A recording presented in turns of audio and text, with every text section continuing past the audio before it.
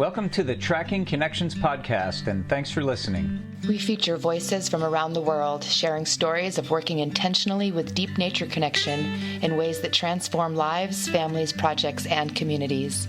I'm Sarah. I'm Aidan. And I'm John. And we are your hosts from Living Connection First. Hey everybody, welcome to episode 18 of Tracking Connections.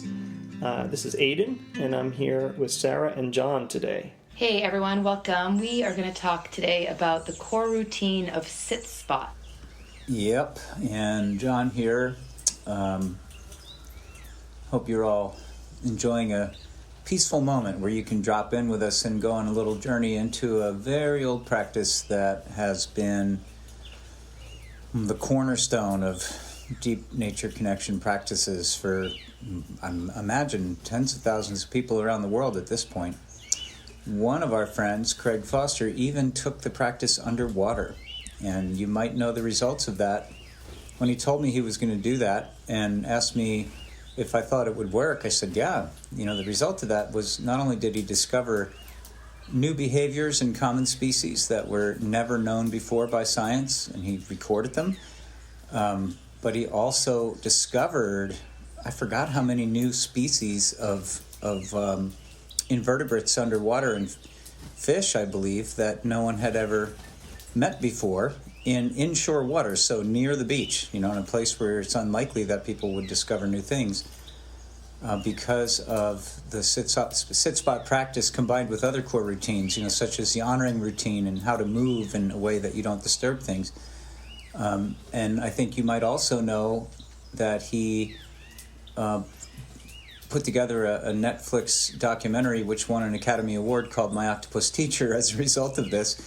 And he literally went every day for 10 years into the same part of the kelp forest by his home and did this practice underwater.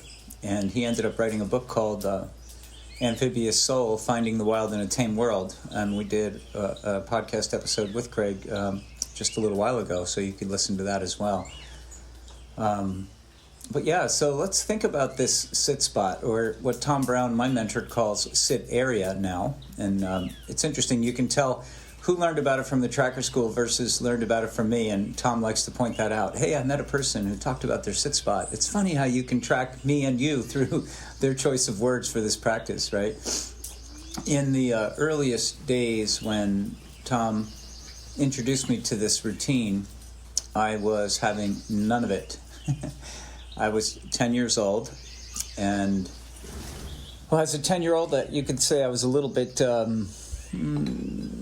maybe ADHD, or I'm not sure. I was unlabeled back in the day, but I was basically too fidgety to sit still, and I did not understand why I should sit in the woods. Just kind of hang out in a place with no particular purpose. I'm like, well, I can be really still if I have a fishing pole in my hand, because I love fishing. But there was no way I was going to do this weird go sit in the woods thing.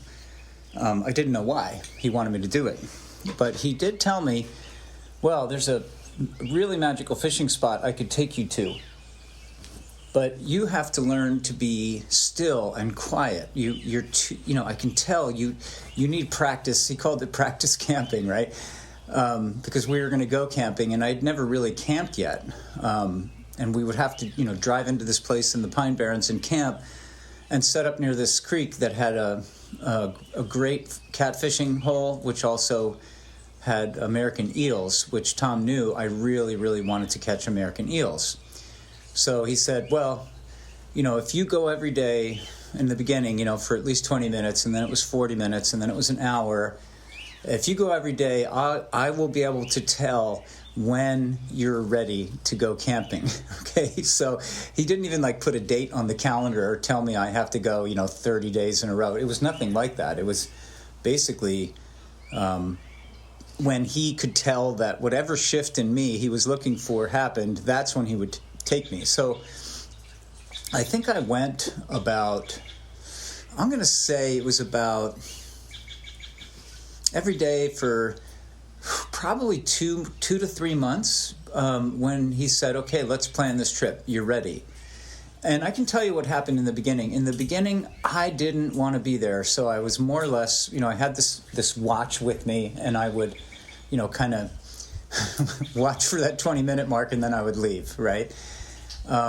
And then, I'd watch, the next day I'd do the same thing. And essentially I wasn't even there. I was kind of like in my head the whole time, and I was just waiting for 20 minutes to be done. But then he would listen to my stories at night. He'd ask me questions, and those questions would get me to go back the next day and have to look around or listen for something or, pay attention to what was there. What kind of trees are there, and, where does the sun set from your sit spot, and that sort of thing, right? And in the beginning, it was definitely something I didn't want to do, but I was doing it like a chore, right? But something happened after going there 2-3 weeks, maybe it was 21 days in a row or something. I started reaching this point where I actually liked going, and I started to look forward to it. I didn't need the task of, him making me go to want to go. It became an intrinsic thing. It was like a relationship formed between me and my sit spot. And again, in those days, it didn't have the name sit spot. It was just a place next to a large ash tree that was on a little hill that overlooked this sort of mixed forest open area that went down on 3 sides. So I could see really well when I was facing west. And behind me, there was some brush, like a wall of brush, actually, that was an old fence that had long since rotted away. But, the birds' droppings had grown into various bushes and vines and created this kind of wall behind me that if anything tried to move through it, I would hear it.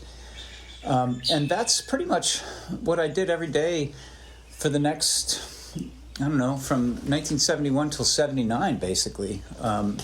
78, when I went off to college, was the first time I didn't have the same sit spot, that I had had every day for so many years prior. And I can tell you that from the sit area, I learned so many things. And I won't get into them right now, but I'll just say I would not have been capable, for instance, of writing the book, What the Robin Knows, How the Birds Reveal the Secrets of the Natural World, if it wasn't for the sit spot. I mean, that was core to my learning bird language. And, the practice is an old practice. It was a rite of passage for grandfather when he was growing up, the elders in his tribe. And when I did some more research into some of these older hunter-gatherer scout culture tribes, like around the Apaches and others, this was a way for children to learn bird and animal language. And children were actually posted in these sit areas all around their camps, and they would have to sit for several hours and take turns watching over the landscape. And when they watched over the landscape and they saw bird language and animal language, when they were done with their sit, they would come back and talk to their elders about it, and the elders would ask them really cool questions, and the next day they'd go out and do it again.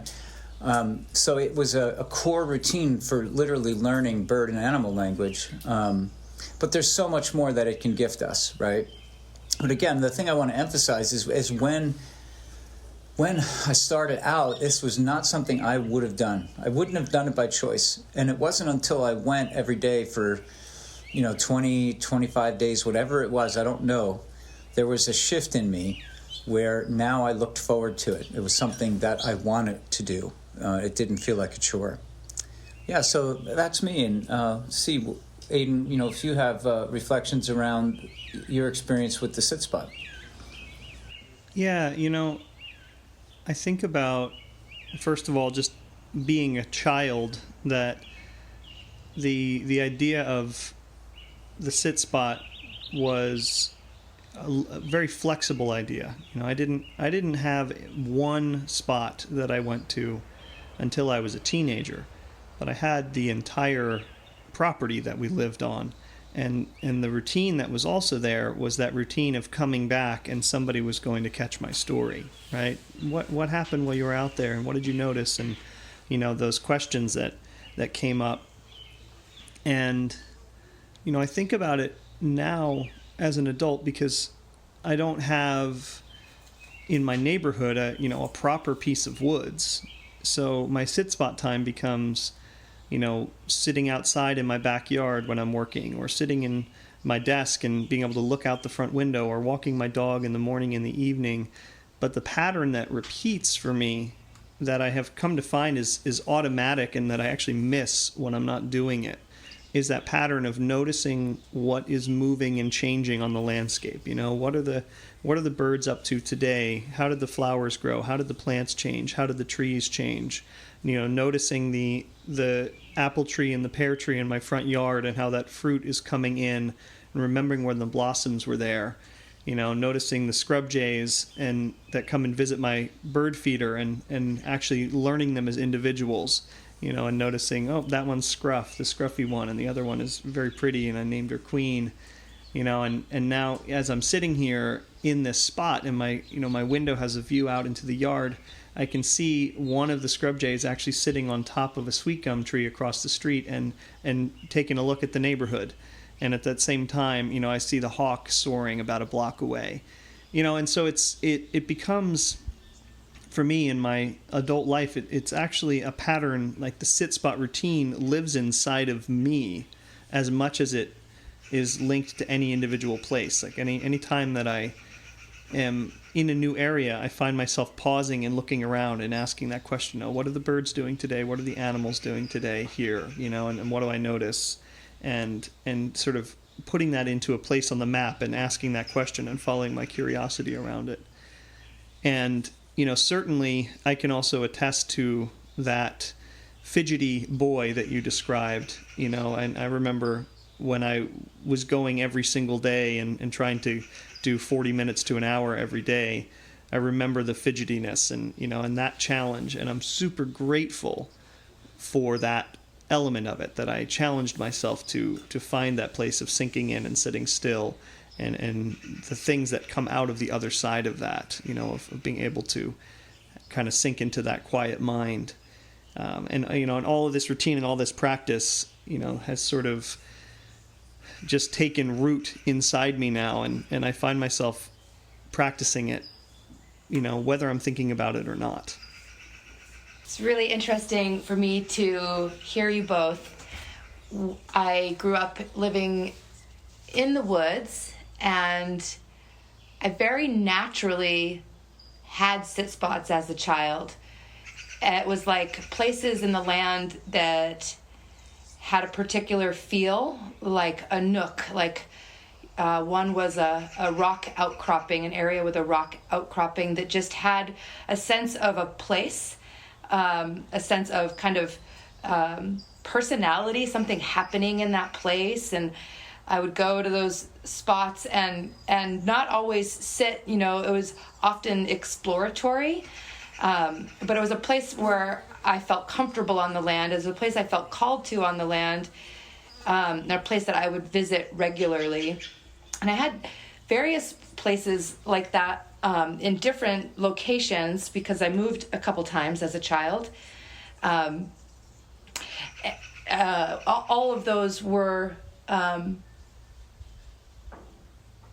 like I said, like natural sit spot accumulation experiences, where it's like getting to know a forest or getting to know a seashore and finding the place where I fit there and where I feel comfortable.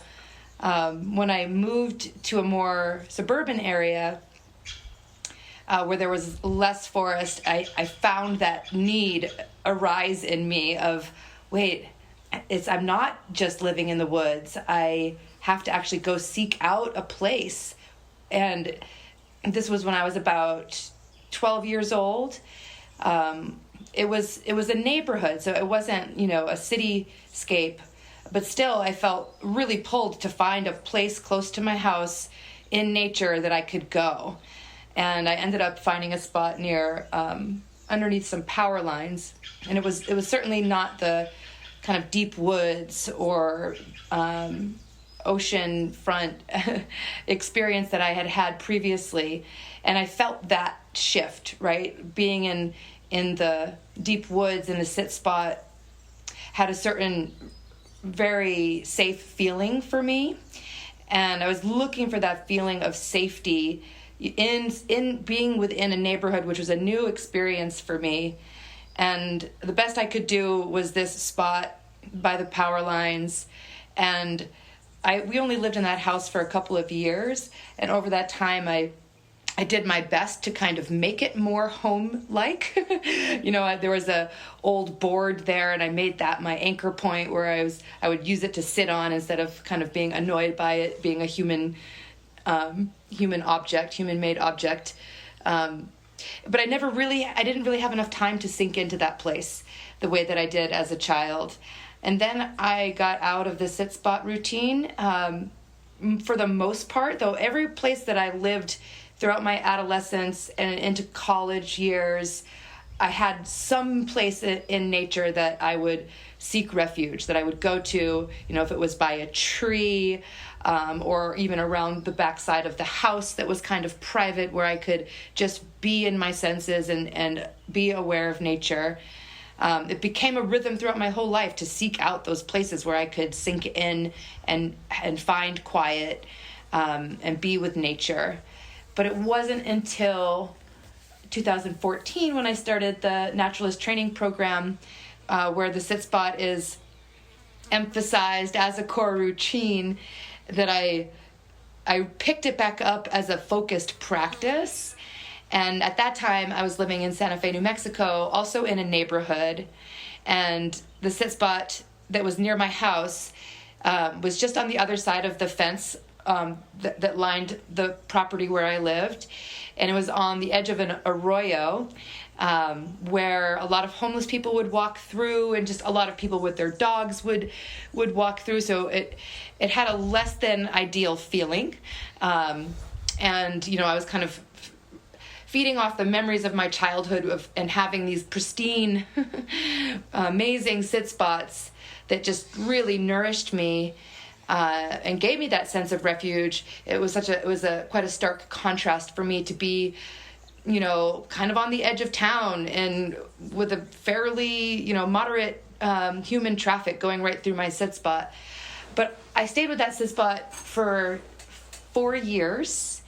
And in that time, visiting it consistently, I took on very naturally a caretaking role with that place. And I took out all the dead branches. I used those dead branches to build privacy walls for myself. And I practiced that silence, sense meditation, and other like scout invisibility practices, so that I would be able to sit in my sit spot and have people walk by without noticing me. So it actually became, a practice to have a sit spot that was not completely private. And other than that, the shift in my sit spot, the actual vegetation shifted, because I took out the invasive saplings that were coming in, and allowed, I nurtured like the native plants. There was a morning glory growing there, so I put up some of the dead branches to create a natural trellis. So over those years, I ended up walking into that place, and it felt like a park. It felt like a manicured, park, even though I wasn't tending it, or adding extra plants or anything like that. It just had that feel of being really well cared for. And so I look at that experience, and that the contrast of being a child where the land was healthy at that time, and it was healing me and holding a space for me, and this other experience of being in a place that hadn't been tended for many, many, many years, and actually, verged on being abused. It didn't hold a feeling of, I go here and I relax. I actually had to create that, and I was actually able to create that in that place. So there was a lot of similarities in my experiences to what you, Aidan, and Sarah described. And this idea, this dropping in that Sarah talked about, what does that actually mean? And, how does the sit spot contribute to that? I think what happens like again in the beginning, and I don't blame people for not wanting to have a sit spot. It's like, oh, let's do everything, but I don't want to have to do that sit spot thing, okay? Right? So I know people have resistance to it, but I think, if you could actually do it every day for, let's say 30 minutes, because I think 20 minutes is about what it takes for the land to settle back down from your arrival, until you begin to, and you do learn this, by the way, from your sit spot. You'll reach this place where you'll start to pay attention all the way from when you leave the door of your house until you arrive at your sit spot. Whereas, when I first started out, I'd kind of walk to my sit spot thinking about stuff the whole time. I'd get to my sit spot, I'd sit there for a couple minutes, I'd kind of realize, oh, I'm here, and then I'd kind of relax, and then I'd start paying attention, right? So there's this interesting progression in my memory of, I think I'm going to pay attention before I get to my sit spot. And there was this cul-de-sac, so there was a tarmac road that we lived along, and this little cul-de-sac popped out from our street at a 90-degree angle across the street from our house. So I would walk out the front door, I'd go down the steps, walk across the lawn in a straight line trajectory for that cul-de-sac, that little nub of a road. There was only 2 houses on that little road, so it wasn't very long. But I'd get on that little paved cul-de-sac road, and I'd get to the cul-de-sac, and it would be when I got to the end of the cul-de-sac and I was about to step into the woods, that's when I would start paying attention. And then I started to realize, well, wait, I should probably start paying attention, sooner. And eventually it got to the point where I would start paying attention even before I walked out the front door of the house. I would literally prepare myself, like almost like a ritual. Like, okay, I'm about to open the door. Whew, take a breath, just drop in, turn on my wide-angle vision right now. Start to become aware of the need to be aware. So that grew on me over time. And once I had trained myself to be aware, even before I opened the front door to walk out towards my sit spot, that's when I started to notice things like, if I open the door too fast, the gray squirrel runs away from the mulberry tree, the birds fly off, right? And I've already sent out a concentric ring. I've already told the birds and animals at my sit spot that I'm moving in that direction. And so I got to that point where I started to look for this feedback, and just like Craig describes in Amphibious Soul, his new book,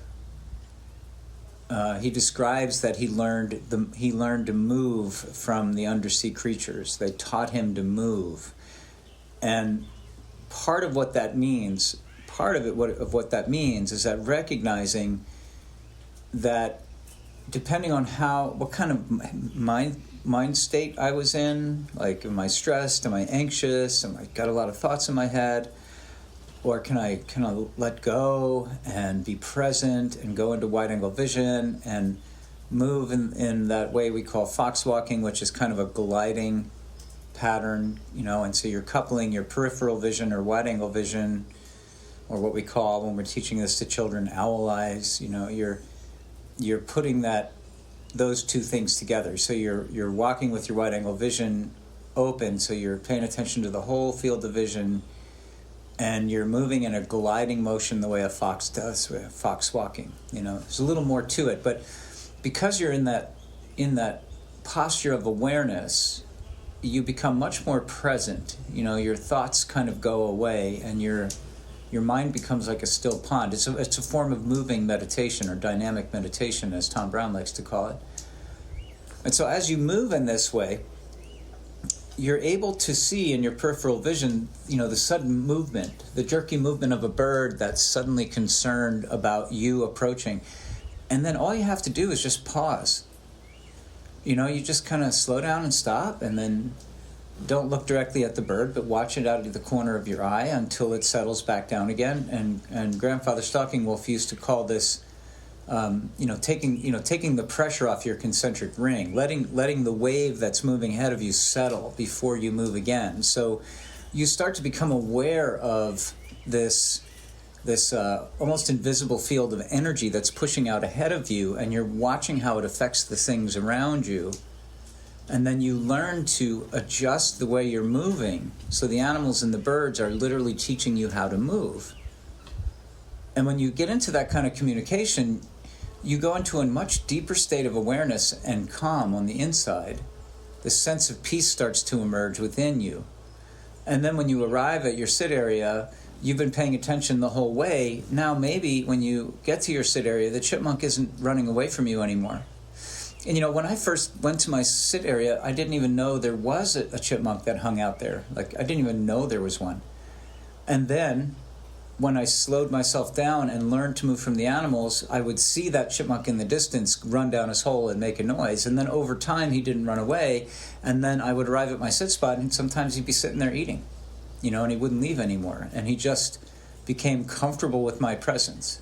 And this state of dropping in is emerging from that. And that state of dropping in is like going into this deep sense of personal peace.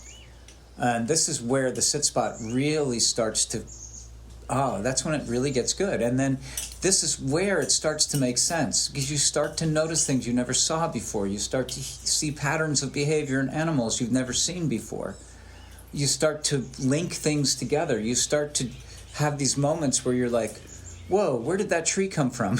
I've been sitting here for like 30 days, every day for an hour, and I never noticed that great big giant tree that's right there. It's like, whoa, all these kind of weird things start happening because someone didn't come in the middle of the night and plant a 200-year-old tree, but you're amazed that your own mind filtered it out. Like, how could that happen? And you start to ask questions like, wow, what is that telling me about myself? And what else am I missing? And what else is here right now that I maybe haven't noticed before? And you start to get more curious, and you find yourself disappearing into watching a tiny little beetle walk along a piece of bark for like 10 minutes. Like, time stops. You don't even know what time it is. You're now moving and slowing down to earth time, as Tom calls it, right? A whole nother rhythm starts to emerge within you.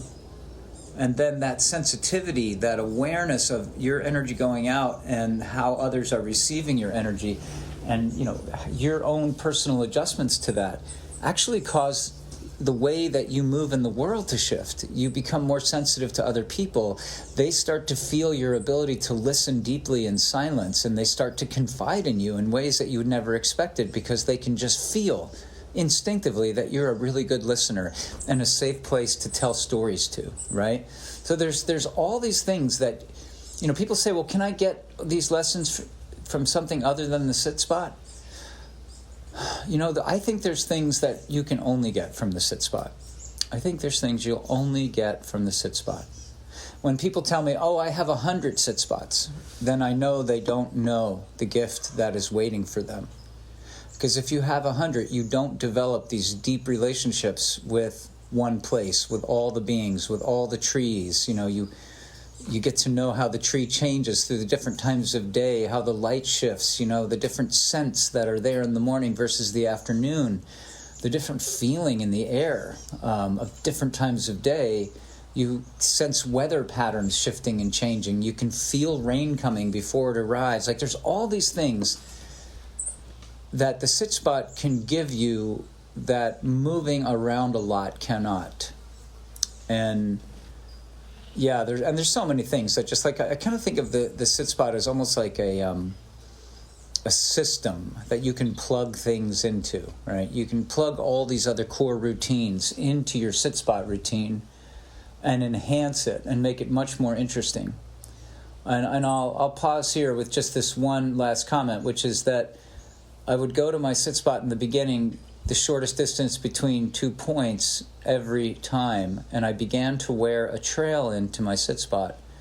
And one day Tom and I were walking in the forest, and we were passing where I, my little trail to my sit spot, and he saw that trail and he said, hey, does that lead to your sit area? And I'm like, yeah. He said, you don't want to trail to your sit area, John. You know, what I'd like you to do is, you know, let's put some dead branches here and just fluff up the leaves, and don't go that way again. What I'd like to challenge you to do now is to go to your sit area a different way every time, and go towards it, but let your body radar, you know, let your sense of feeling pulled guide you the way you're going to go today, you know. And then when you've come in from every angle you could possibly come in from, then start going in one day as a raccoon, and imagine yourself a raccoon going into your sit spot. Another day go in as a deer, right? And it just made the things like a never-ending adventure. There were so many lessons that I learned from that experience over those, 7 years before I went away to college. And, you know, that sit spot in 1979 actually got bulldozed and turned into a development. That whole huge 3,000-acre tract of woods that was around my sit area is now a neighborhood. So it is forever, gone from the way it was. But as Aidan described earlier, that sit spot is also in me. Like, I actually have access to all those places as if they're still there. The memories are so clear. It's like a world within me, and I feel like I was that place and that place was me. Thank you for that share. That was beautiful.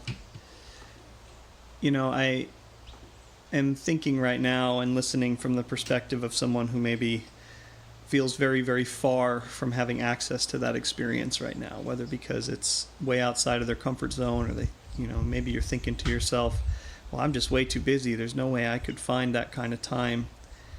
And, the first thing I want to reflect is that this process that John so beautifully describes here, that could be a process of unfolding that is literally years in the making.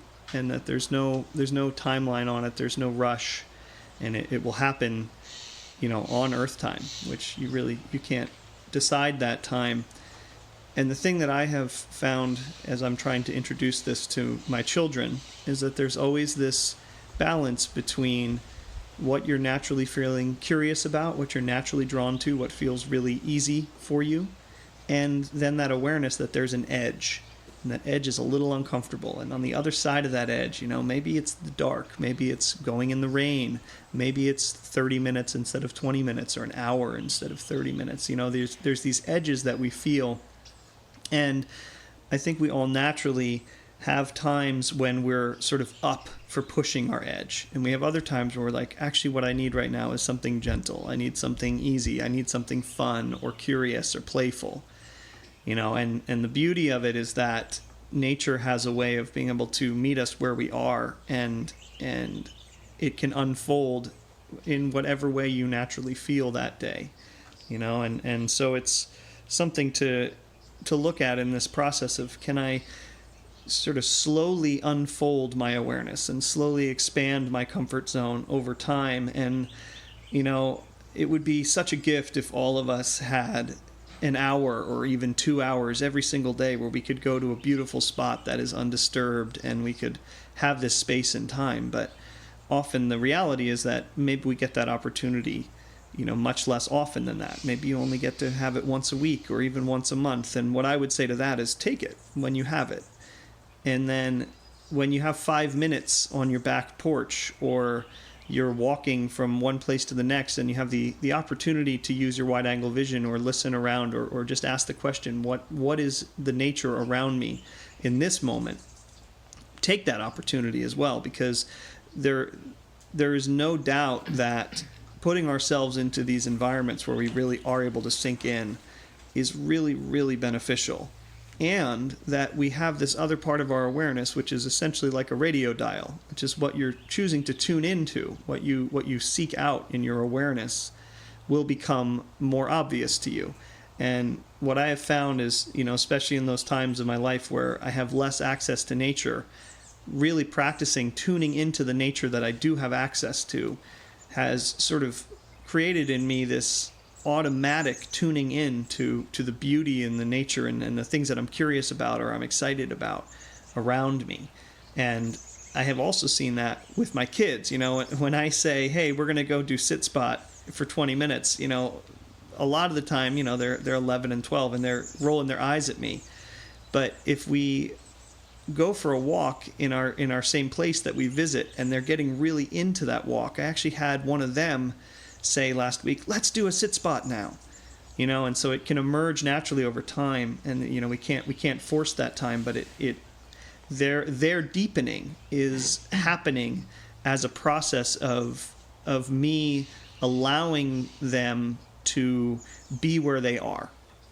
And if this week where they are is that they just want to catch fence lizards, well, that's awesome. Let's catch fence lizards, because then when I say let's go out to nature next week, they're going to think about those fence lizards and they're going to want to turn around and jump in the car and go to our favorite spot. So I think we are like that ourselves as well. We have to be sort of delicate with our own relationship and sort of mentor ourselves in that way of understanding how much of an edge I have and how often I'm willing to push that edge, whereas sometimes maybe I just need to catch fence lizards. And I'll leave it there for now. Yeah, I love that. Aidan, thank you. The allowance of time and the gentle reminder of, consistency and not forcing ourselves to go and stay for a half an hour. If I had that in my head, I have to do a half an hour at my sit spot every day, it would feel way too intense. So I think the way that I started back into the rhythm of it as an adult was just saying, I'll just go there for however long it is, if it's 2 minutes, if it's 5 minutes.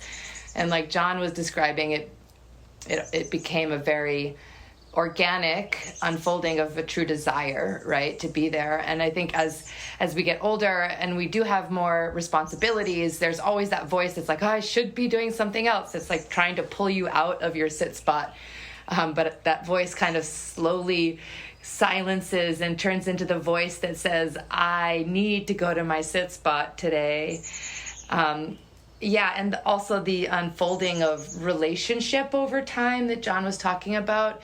Building those relationships in your sit spot is, for me, probably the essence of sit spot. It was like building relationship to the trees and the plants there. The way that the water would move through the arroyo, the people moving through.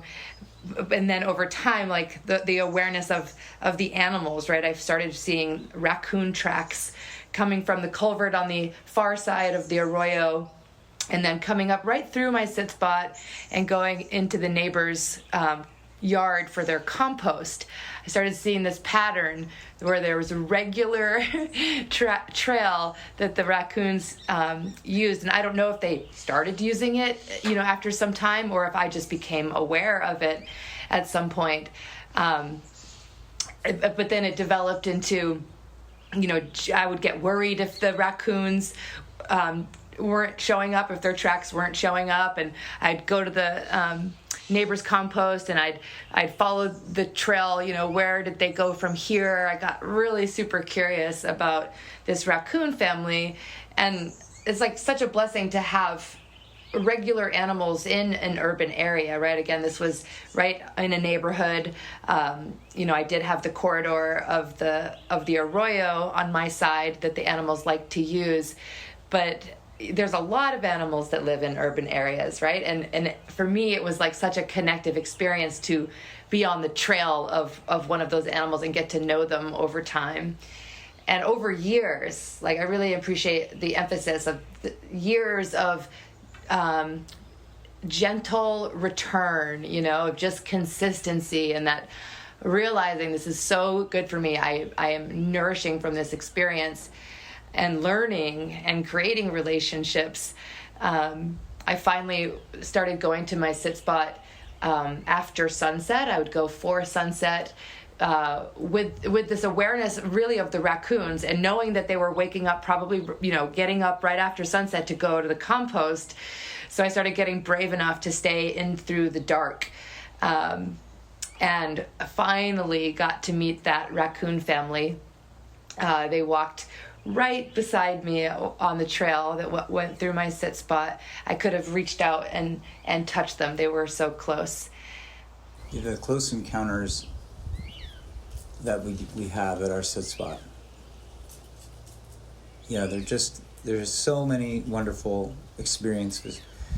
As we're recording, I'm sitting out near my sit spot, not exactly at it, but I'm right near it, and there's been a wild turkey that has come about 5 feet away from me, was drinking water, and then hung out for about 5 minutes while I was sharing stories, but just doing its own thing, not even minding that I'm here talking.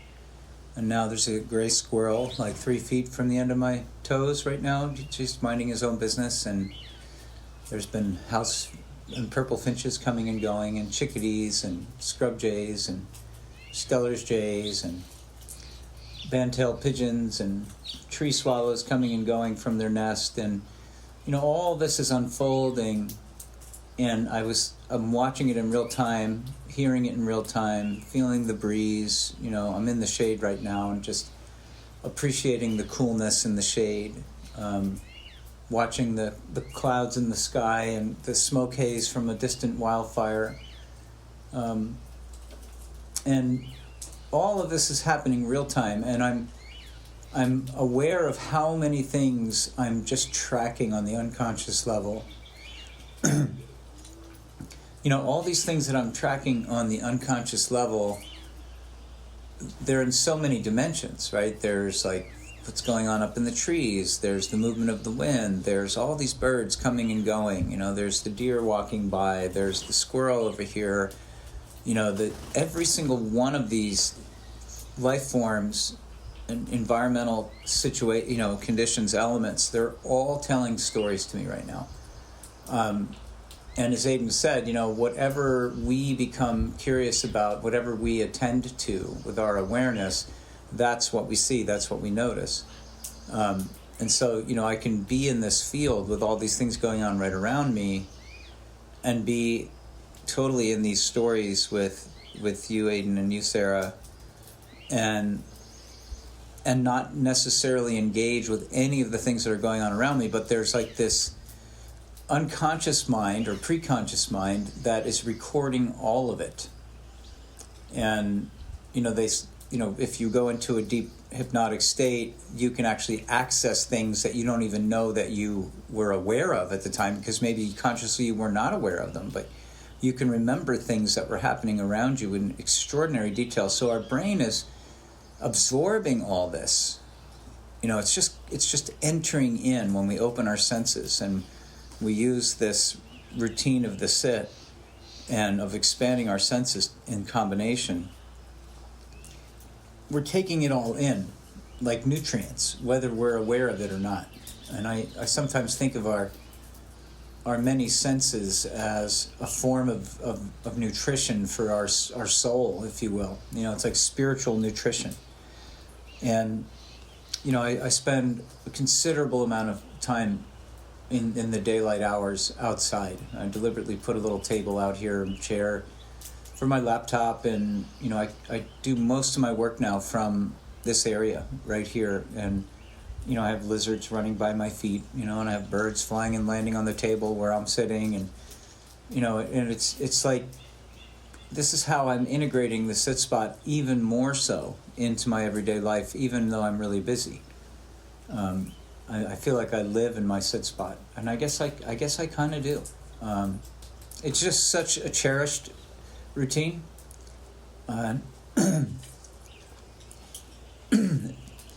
This routine allows me to share stories with Sarah and with Aidan and with Nate and with other people that I talk to on the phone, live while they're happening, or something cool just happened. Like just a few days ago, the bluebirds babies fledged from their little nesting box, and it was a feeling of celebration, right? And Sarah's been watching them every day, and I've been watching them every day, and we've gotten to know the mom and the dad. There's just like this feeling, it's just like, oh yay, they fledged, and when we see the parents with the babies come back to this area, to visit, it feels like they're visiting us, So there's like all this richness that comes from these relationships, and yeah, and having friends to share stories from our sit spots with is really a really big part of it. I think we need both, and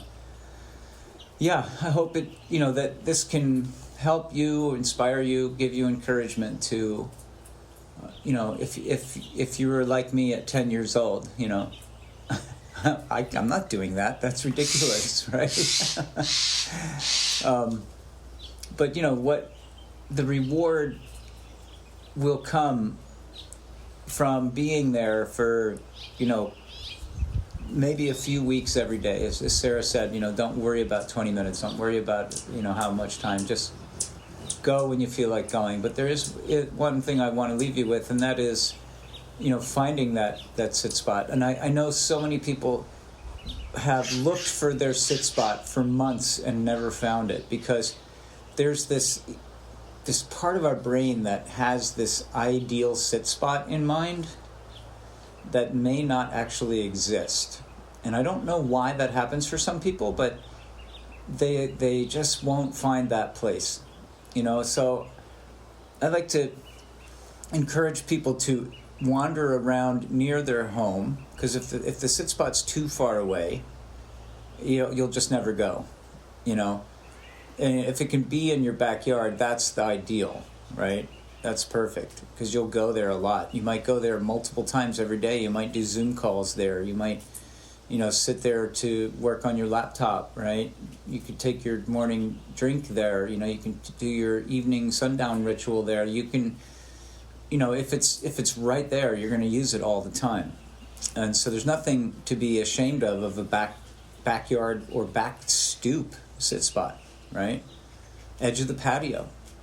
But if you're wandering landscape looking for a sit spot, the way we always encourage people is to just kind of do a sort of reconnaissance wander. Go out every day, just kind of wander away in different directions from your house. Just kind of feel your way around.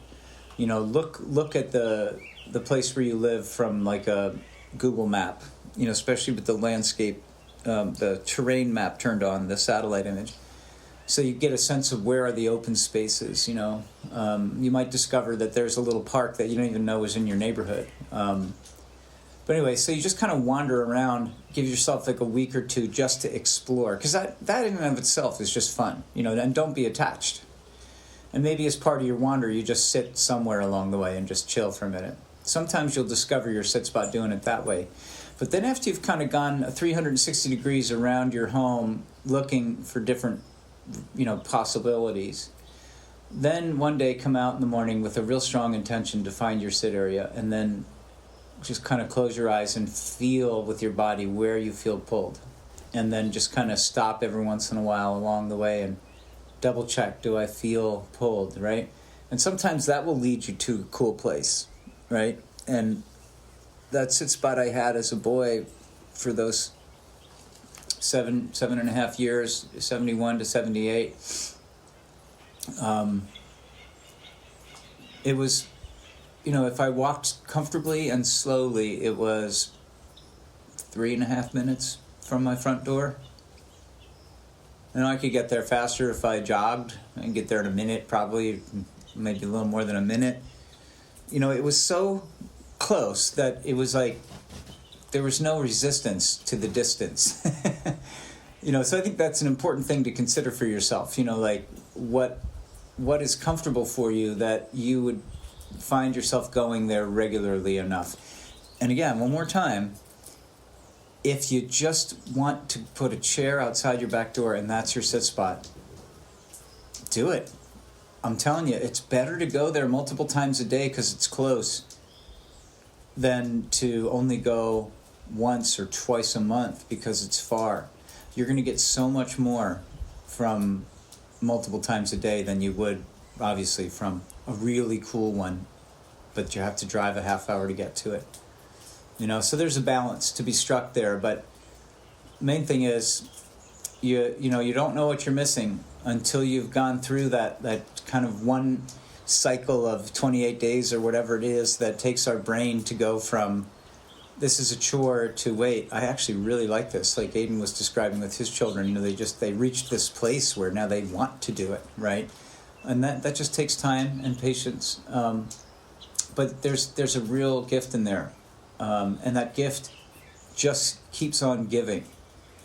You know, somebody said to me once, my colleague Matt Goff, he said, you know, you've been going to your sit spot, 54 years? And I'm like, yeah, pretty much. He's like, well, when is it enough?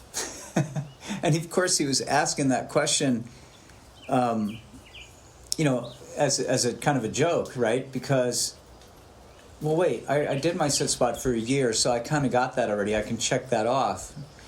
But there's no end to the gifts that come, you know, and after 54 years, I hope I can go another 54 years every day to my sit spot, because it's a gift that keeps giving. It's never the same. It's always changing. It's always revealing something. It's always teaching me something, always entertaining me, always causing me to be curious and showing me mysteries that I have to solve. You know, it's like a lifelong learner's dream gym when you get all the routines tied together. It's such a fantastic routine. And I'm just really grateful that Tom made me do that so long ago, until it became an intrinsically longed for experience where I wanted to go. And when my family traveled away for a couple days to go visit my grandmother, how I missed my sit spot, you know? I'm like, oh, I'm missing my sit spot today, you know? And I'd have to go find like an extra sit spot near my grandmother's by the bay, you know? But I'm just so thankful that Tom did that for me when I was 10 and held that space for me and called me every night until it became something that I was intrinsically motivated to do. So, you know, thanks to the ancestors that were wise enough to generate this routine, and to support children in doing it, and, you know, all the gifts that it's given us. So, thank you. And it's a practice that really is bringing us into our natural selves, right? It is that experience of return. It's an experience of deep relaxation, and over time, when we can learn to be in our sit spot and relax and absorb the way that John was describing, absorbing the nurturance of Mother Earth, of the trees around us, and the bird song, and it really does, you know, give back exponentially what we invest in it. You know, if you think of 5 minutes a day to invest in this practice, and doing that over time, so it's a little over a half an hour a week, just to give it a try and start to see what pulls you back there. I think even within a week, there starts to build a curiosity of, what was that bird? What was that bird that was singing over there? Or what was that plant that was growing? Or so yeah, just that like gentle discipline with ourselves. I don't even like to use the word discipline, but committing to a short period of time, 5 minutes a day for a week, and seeing how it goes, and seeing what it might develop into. And you know, if you get to that place where you're there 20 minutes. I bet you have a really good story to come back with. And just what it does to my own nervous system and to my own sense of well-being, like John and Aidan both were describing, is such a valuable thing that we can bring into our lives, into our families, into our relationships, and of course for ourselves. Well, to all the tens of thousands of people out there who have developed the sit spot or sit area routine in their lives, thanks for doing it, and thanks for sharing your stories with us in the ways that you have over the years. I just kind of find it cool to imagine all of us here, and all the listeners, and all the people who have sit spots, all going and doing a sit spot every day, and just feeling each of us out there on this land, this big in-breath, out-breath with nature that we could come back and share with each other. And yeah, thanks for listening. Thanks for listening to Tracking Connections. You can find everything related to the podcast and our current offerings at trackingconnections.net. We'll see you next time.